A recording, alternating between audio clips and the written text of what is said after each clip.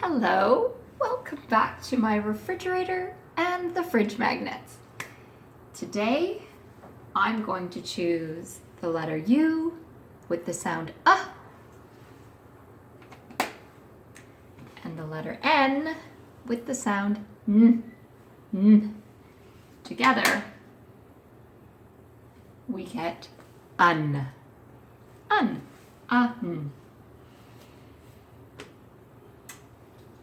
If I put a letter B with the sound B with un, I spell b-un, bun, bun, bun.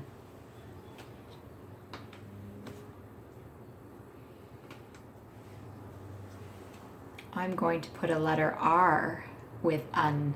The letter R makes the sound r. R. Un. Run. Run. Run. Run.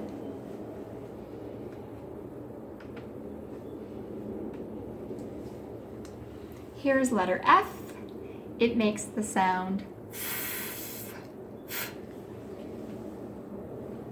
If I put letter F with un, I spell fun, fun, fun, fun, fun. Here is a letter S. It makes the sound s.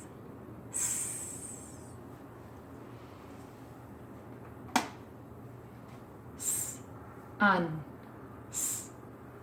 Sun, sun, sun,